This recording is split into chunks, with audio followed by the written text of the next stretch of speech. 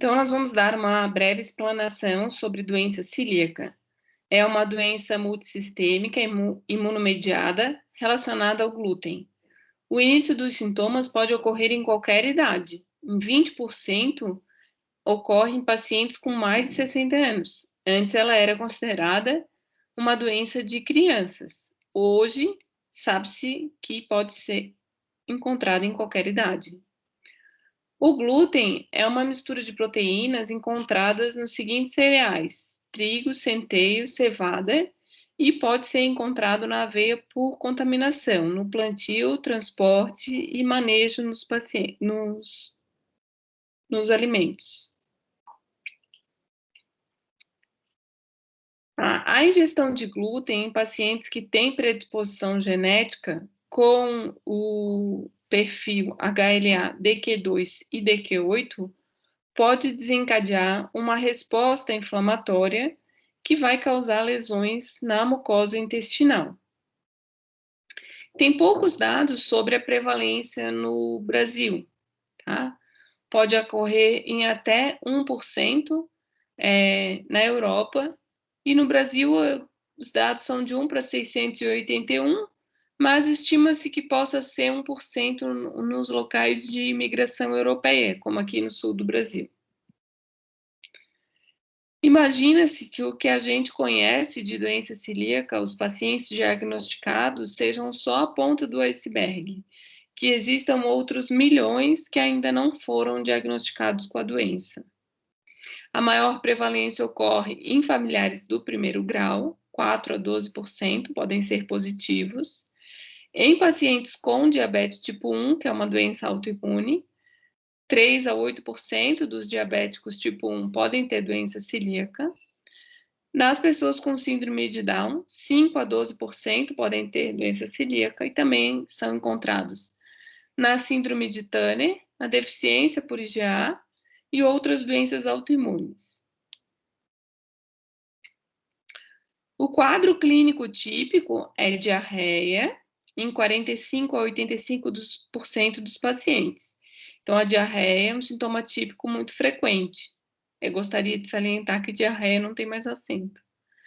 Dor abdominal, distensão, flatulência, vômitos e constipação. Pode acontecer um laboratório semelhante à má absorção. Então, pode acontecer anemia por deficiência de ferro, por deficiência de ácido fólico ou vitamina B12. Lembrando que o ferro e o ácido fólico são absorvidos no delgado proximal e a vitamina B12 no ilho terminal.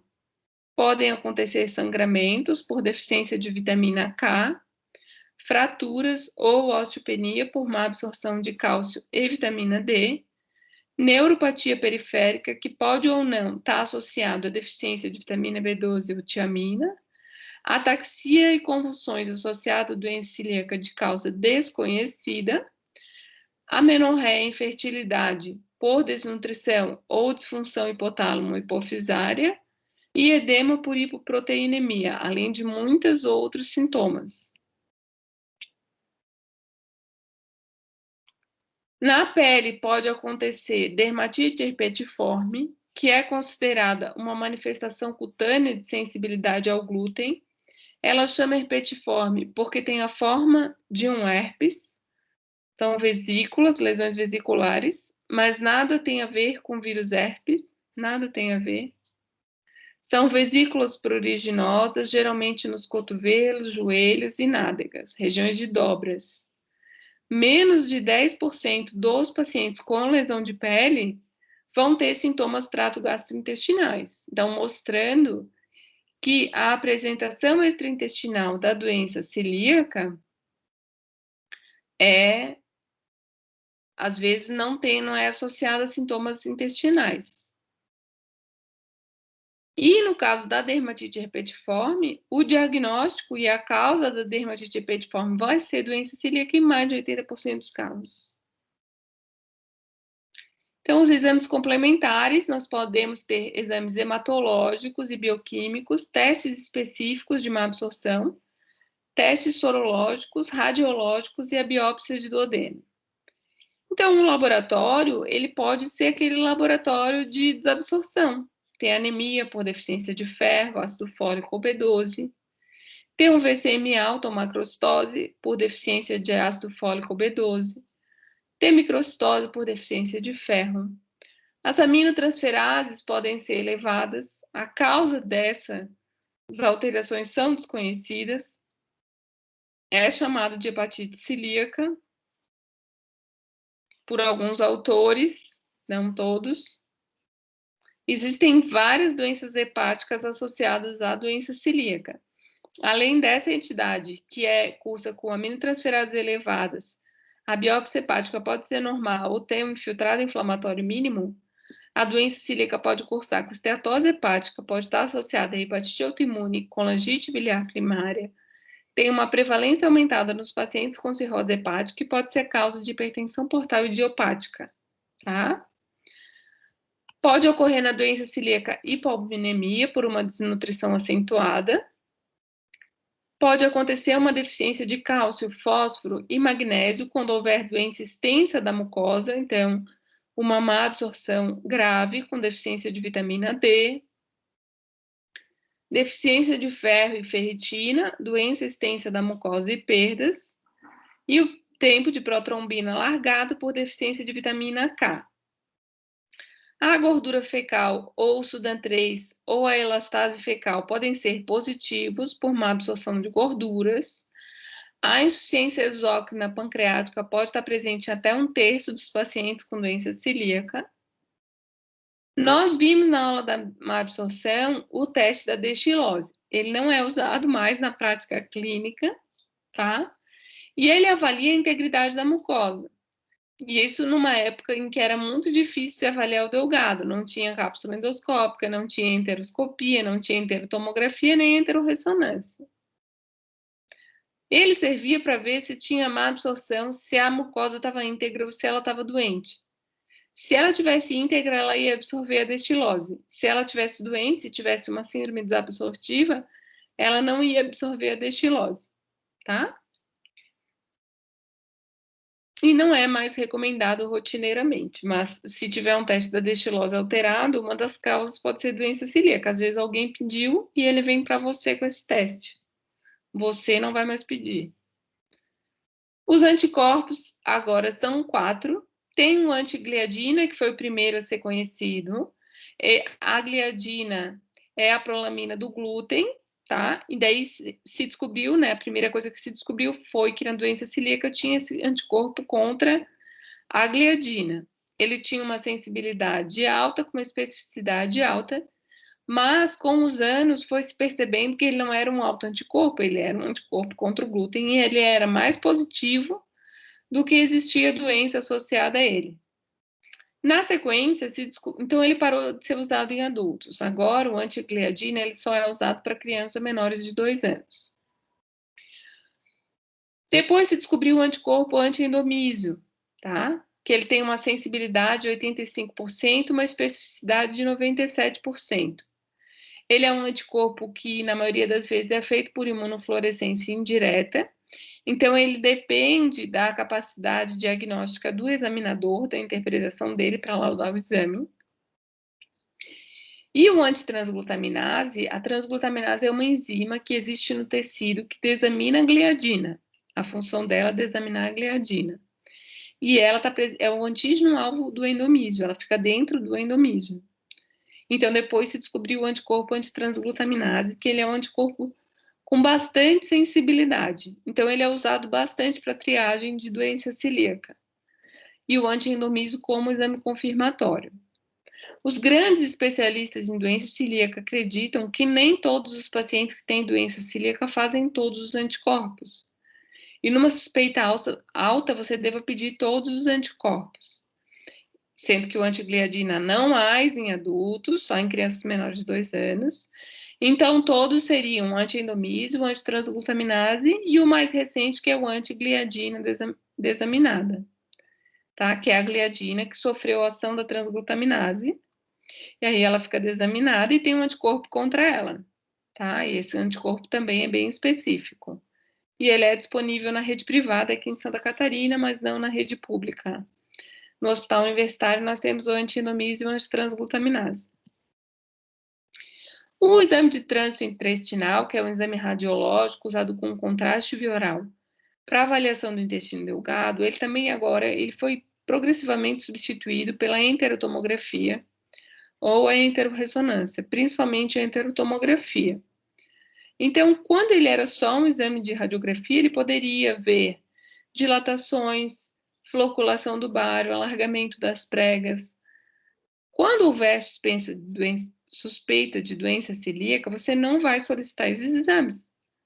Mas talvez, se não houver suspeita, o paciente possa fazer esse exame pensando em outras causas e você ter esses achados e eles são compatíveis com doença celíaca.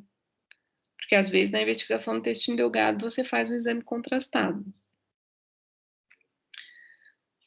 O padrão ouro para diagnóstico de doença celíaca são as alterações encontradas na biópsia de duodeno e laudadas por um patologista. Os principais achados são infiltrado linfocitário acima de 40%, alargamento das criptas e atrofia das vilosidades. Se houver lesões focais e a biópsia não pegar a região acometida, pode ocorrer um falso negativo na biópsia, tá? Ou por um problema de inclusão da biópsia na hora que chega na patologia e nos cortes que vai ser feitos. Existem formas de apresentação, essa é uma definição didática.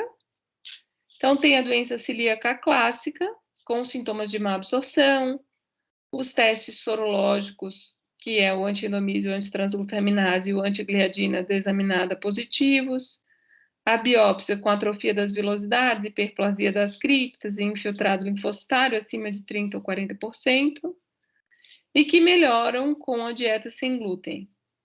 A doença celíaca atípica pode ter pouco ou nenhum sintoma gastrointestinal, onde as manifestações extraintestinais predominam, então doença hepática, quadros endocrinológicos, como tiroidite autoimune, ataxia cerebelar, né, na neuro, ou hipermenorreia, aborto de repetição, na gineco, ou dermatite herpetiforme, na dermato. E aí, o diagnóstico se faz da mesma forma, principalmente os testes sorológicos, mas a biópsia de intestino também pode estar alterada. A doença celíaca silenciosa corresponderia à parte do iceberg que fica embaixo da água, que são os pacientes que são assintomáticos e acabam fazendo testes diagnósticos, geralmente familiares, de pessoas com doença celíaca. E aí eles têm os testes sorológicos e a biópsia alterados, tá? Mas não sentem nada. Para esses 3 primeiros grupos, teriam indicação de tratamento. O tratamento é a dieta sem glúten. E a doença celíaca latente seria os pacientes apenas com a sorologia positiva. Então, a autoimunidade está desencadeada. E aí, a dieta sem glúten nesse grupo é controversa. Eu, particularmente, acredito que seja controversa pela dificuldade de fazer a dieta nos dias atuais, por causa dos costumes culturais. Porque se você for pensar na fisiopatologia da doença celíaca, se a autoimunidade foi desencadeada, o paciente tem risco aumentado de outras doenças autoimunes, mesmo que não tenha sentindo nada na mesma época. Mas, então, a dieta nesse grupo é controversa.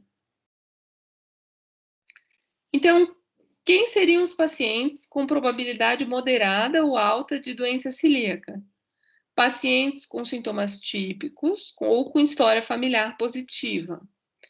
Esteatorreia, né, lembrando que 1/3 dos pacientes tem insuficiência exócrina, ou a esteatorreia provocada por uma doença extensa da mucosa do delgado. Anemia ferropriva sem causa aparente, osteoporose de início precoce, síndrome de Down, elevação inexplicada das enzimas hepáticas, diabetes tipo 1, tireoidopatia autoimune, que não tem mais hífen, colangite biliar primária e hepatite autoimune. Esses são os pacientes que se deve investigar doença celíaca. Aí vamos supor que você faz os autoanticorpos e eles vêm... vamos ver o resultado para a gente ver a interpretação. Então, você faz uma investigação de doença celíaca. Então, no cenário em que o paciente tem uma alta probabilidade, mas a sorologia positiva e a biópsia negativa, como interpretar? Pode ser um falso negativo, tá? O endoscopista biopsiou uma região que não estava doente, o paciente tem uma doença heterogênea. Pode ser uma inclusão da biópsia que deixa a interpretação para o patologista difícil, colocou a biópsia que era para ficar em pé, ficou toda torcida ou deitada, e ele teve dificuldade. Ou o número de fragmentos não foi suficiente, eles costumam, no protocolo, biopsiar 4 a 8 fragmentos. Então, o ideal é você ligar ou repetir, ou ligar para o patologista e perguntar se a biópsia está ideal, tá? Pedir revisão para ele dar uma olhada, ver se não é doença celíaca mesmo, ou se ele acha que deve repetir a biópsia. E daí, como é muito provável, nesse contexto, repetir a biópsia e tratar. Para os pacientes que têm sorologia positiva e biópsia positiva, vão fazer tratamento. E para os pacientes que têm sorologia negativa e biópsia positiva, então ele tem atrofia das vilosidades, hiperplasia das criptas e ou infiltrado linfocitário, mas a sorologia é negativa. Então, deve-se investigar outras causas dessa situação, tá? Às vezes pode ser uma causa infecciosa, tá? Considerar que o paciente possa ter uma deficiência de GA, porque como o professor Edelton vai explicar, a maioria dos pacientes, até 1/3 dos pacientes com doença celíaca pode ter deficiência de GA, é uma das situações associadas à doença celíaca, e os principais anticorpos que a gente pede, o antiendomísio transglutaminase e o gliadina desaminada, são IgA, por causa da imunidade das mucosas, que começa com IgA. Então, se o paciente tem deficiência de IgA, ele pode ter um falso negativo. Aí você tem que dosar IgA sempre, e se tiver deficiência de IgA, pedir um anticorpo IgM ou IgG, principalmente IgM, e se quiser IgM-IgG. Se os dois forem negativos, investigar outras causas com certeza, tá? Às vezes, ali, se a suspeita for alta, com biópsia positiva, repetir a sorologia em outro laboratório, talvez, tá? Agora, se os dois forem negativos, o diagnóstico está excluído. Se você quiser excluir por tudo doença celíaca, você pode pedir um HLA DQ2 DQ8, tá? Só 4% dos pacientes que têm esse perfil HLA vai ter doença celíaca. Ele não é um exame diagnóstico, tá? Então, ele não serve para diagnóstico de doença celíaca. Mas, ele pode ser pedido para excluir, porque se não houver esse perfil genético, não é doença celíaca. Então, na dieta sem glúten, deve-se excluir o trigo, centeio e a cevada, talvez em alguns pacientes a aveia. O objetivo é a melhora clínica e prevenir as complicações. Talvez seja necessário restringir a lactose inicialmente, porque a mucosa do intestino fica careca e pode ter uma deficiência das enzimas da vilosidade, como a lactase. Pode ser necessário repor ferro, ácido fólico e B12, mas se o paciente aderir à dieta, rapidamente vão se repor os estoques, porque ele passa a absorver normalmente os nutrientes. Deve-se oferecer rastreamento dos familiares de primeiro e segundo grau e encaminhar para os grupos de apoio como a CELBRA, tá? Que são as organizações não governamentais de apoio às doenças celíacas. As complicações dessa doença são linfoma de duodeno, jejum e leite ulcerativa e complicações de má absorção crônica.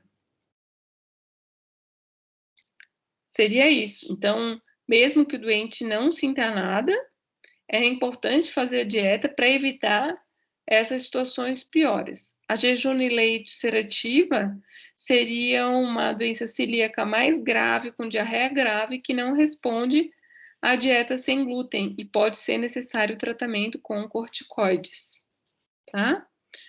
As complicações de má absorção crônica, por exemplo, fraturas, seria um exemplo. Tá bom? Então, aguardamos vocês para a discussão dos casos clínicos na aula conjunta.